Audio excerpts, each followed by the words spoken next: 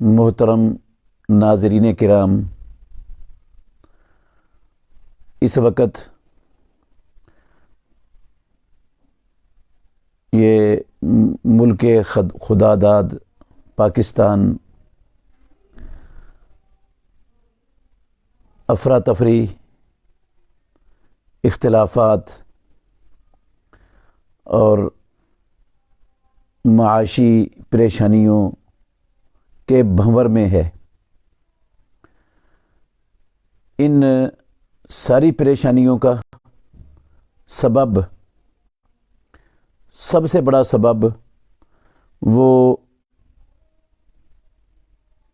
پاکستان کے بڑے بڑے عالمی دشمن کم ہیں اور خود پاکستان کی عوام اس سب کا سب سے بڑا ذمہ دار ٹھہرائی جا سکتی ہے۔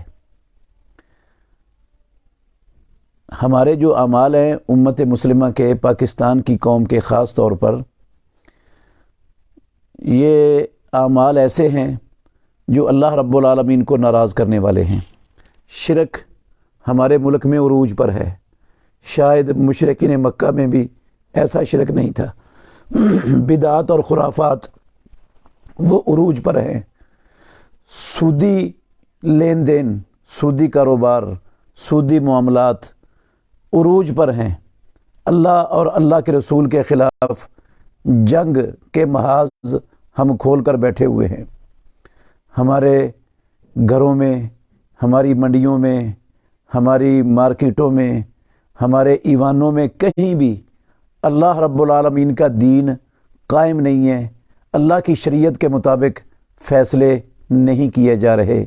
یہ سارے بڑے بڑے گناہ ہیں، اور اگر میں کہوں جتنی نافرمانیاں ان ساری قوموں میں پائی جاتی تھیں، جن قوموں کو اللہ رب العالمین نے عذاب نازل کر کے صفحہ ہستی سے مٹا کے رکھ دیا، اگر ان پچھلی ساری قوموں کی نافرمانیوں کو، ان کے گناہوں کو، معاصی کو جمع کیا جائے تو اس وقت جو ہمارے ملک پاکستان کے اندر ہماری عوام جو گناہ، جو معاصی اور جرائم کے اندر دنسی ہوئی ہے، یہ پچھلی ساری قوموں کے گناہوں سے بڑھ سکتے ہیں اور بڑھ جائیں گے۔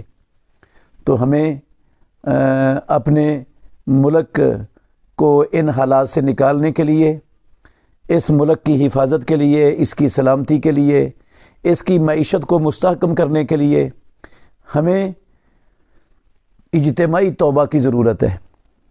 اللہ کے دین کی طرف پلٹنے کی ضرورت ہے۔ اللہ اور اللہ کے رسول کی اطاعت، عملی اطاعت کو اپنانے کی ضرورت ہے۔ اگر ہم ادھر آئیں گے تو انشاءاللہ الرحمن ہمارے سارے مسائل حل ہو جائیں گے، نہیں آئیں گے تو پھر پریشانیاں بڑھتی چلی جائیں گی۔